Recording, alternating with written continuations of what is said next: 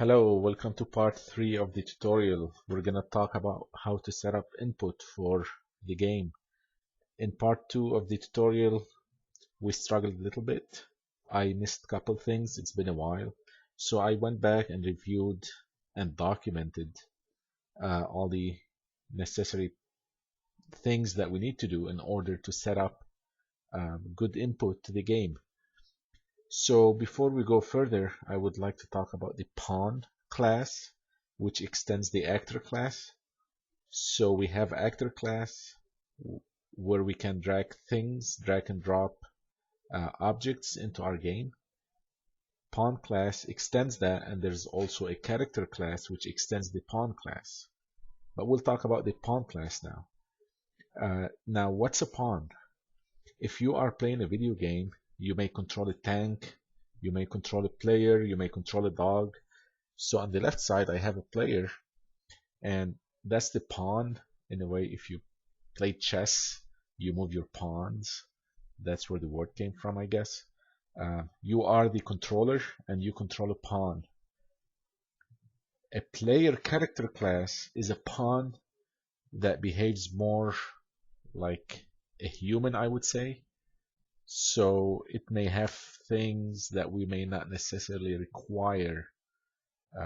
If all we need to show is a box or something that's not elaborate human motion, maybe we do not need to go all the way to player to a character class.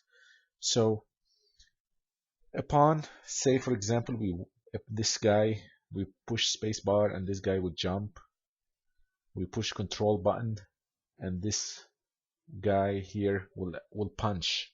On the other hand, we want to be able to choose another pawn where if I push space, this is a dog, a stick figure of a dog. I forgot the tail. If you push space, the dog will jump. If you push control, the dog will attack, but it will bite. So in a way, we have same input, but each one will appear to be different. But from game perspective, we're jumping or we're attacking. So our goal is to separate the player intentions or player's actions from the character representation on the screen. We do not want to repeat the code throughout our game. We would like to have one common code of logic. So what are advantages of using player controller? So a player controller is the brain behind a pawn or a character. It receives human input for a player controller or environment variables for AI, but we will not talk about AI controller for now.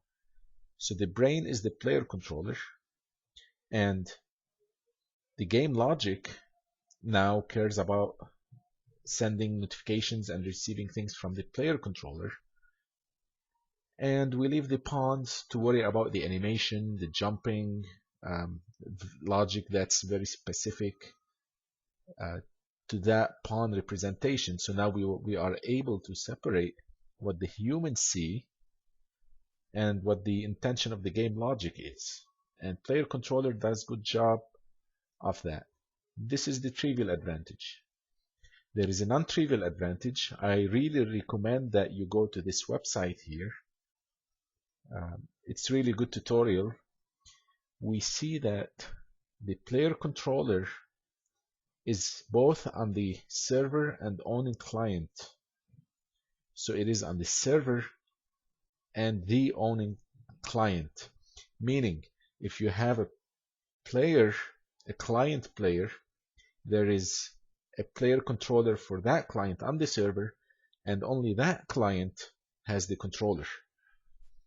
Now, this makes things easier from point of view of RPCs. We will not talk about that in this video, it's outside of scope, but this is a non-trivial advantage for multiplayer and why we should use player controller. It makes life much easier. Now, one thing that is really important, which I basically forgot last time, is input propagation. This link here shows where I got basically this diagram from, although my diagram is a bit more elaborate.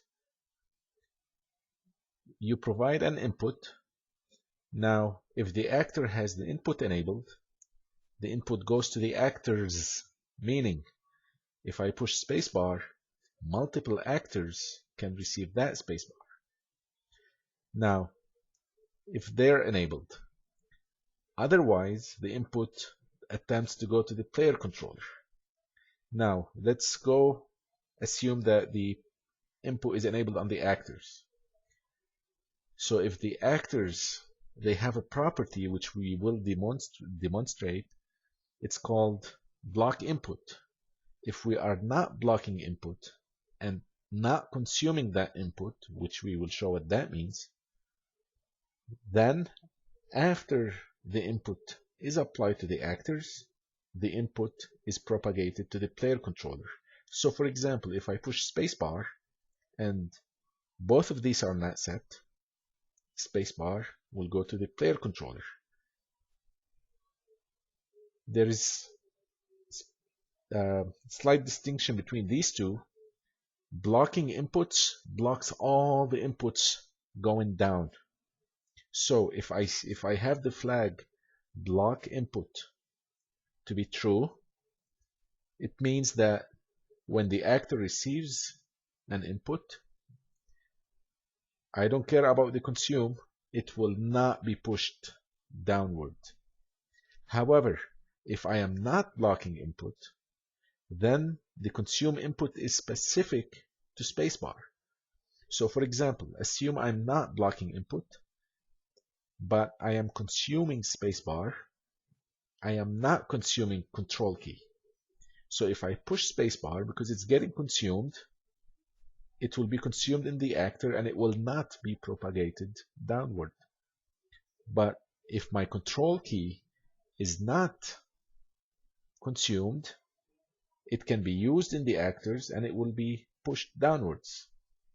So this is the order of how things get pushed down. And one thing that is not trivial is that the level blueprints themselves can actually receive input, and we will show that in the demo also.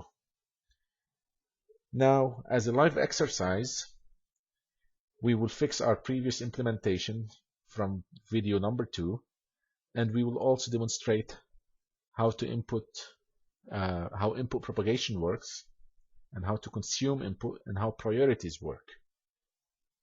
I'll stop the video now so that we can have extended time in the second video for this live presentation.